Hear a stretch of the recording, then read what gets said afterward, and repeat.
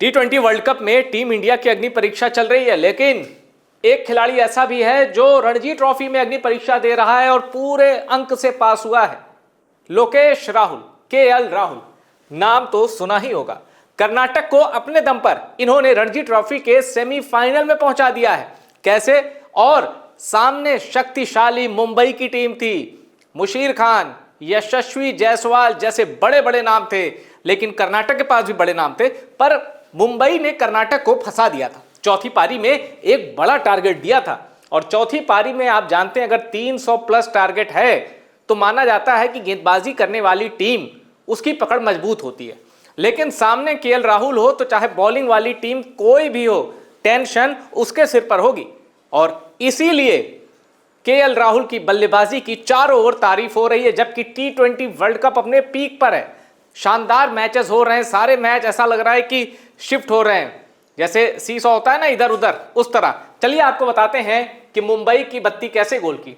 अब आप देखिए, रणजी ट्रॉफी में जब नतीजे आए उसके एक दिन पहले क्या हेडलाइन थी? Ranji trophy, KL Rahul keeps Karnataka semifinal hopes alive. अब ये 50 मार के खेल रहे थे। कर्नाटक को भी पता था कि ये बल्लेबाज अगर खेल रहा है तो हम निश्चिंत हैं, हमें सेमीफाइनल का स्पॉट मिल सकता है। और मुंबई क्या सोच रही थी? केएल राहुल को आउट कर लो, मैच जीत जाओगे। अब कुछ ही घंटों के भीतर जब अगला मैच, अगले दिन का खेल शुरू हुआ, अखबार की हेडलाइन कैसे बदल गई।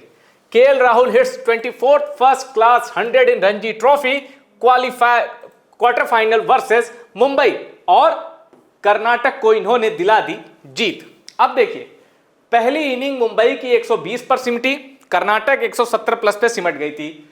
दूसरी इनिंग मुंबई में कमाल कर दिया, मुंबई ने 377 मार दिए और टारगेट दिया कर्नाटक को 325 का। कर्नाटक ने वो टारगेट अचीव कर लिया 6 विकेट के नुकसान पर।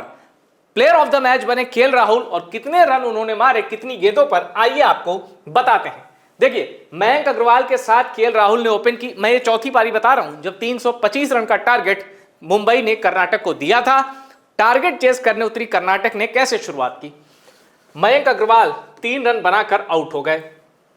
इन फॉर्म देवदत्त पड्डीकल 39 पर चले गए। करुण नायर सिर्फ 13 रन पर आउट हो गए।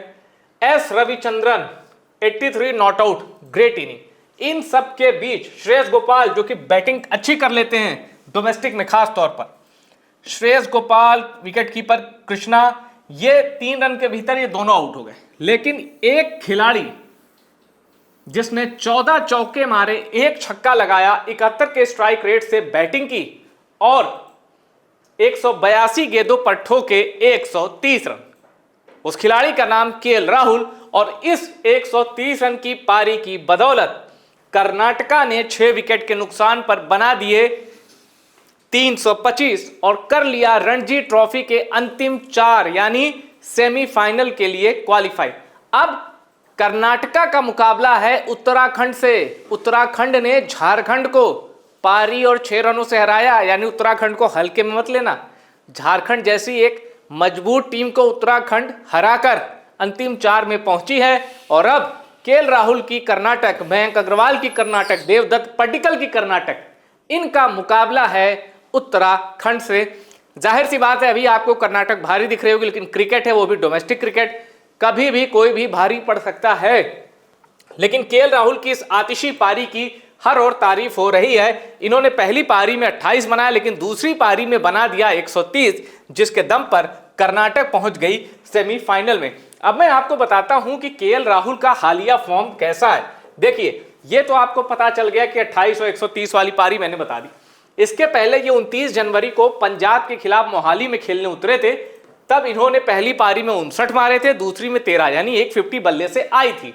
उसके पहले आपको याद होगा न्यूजीलैंड के खिलाफ ओडीआई जो सीरीज थी, जो भारत हारा है ओडीआई, उसमें केएल राहुल खेले थे।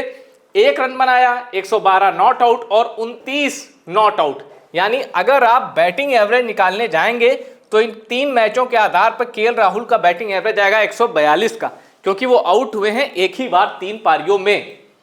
उसके पहले राजस्थान के खिलाफ 25 रन मारा, त्रिपुरा के खिलाफ 35 रन, साउथ अफ्रीका के खिलाफ 66 नॉट आउट और 60 आउट हो गए थे।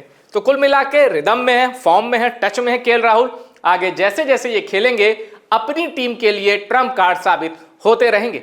अगर आपको भी लगता है कि सेमीफाइनल केएल राहुल जिता देंगे अपनी टीम को, या कर्नाटक सेमीफाइनल जीत के फाइनल में जाएगी, तो कमेंट जरूर करिएगा और यह भी बताइएगा क्या केएल राहुल को इस T20 वर्ल्ड कप में भारत की टीम में जगह मिलनी चाहिए थी या नहीं।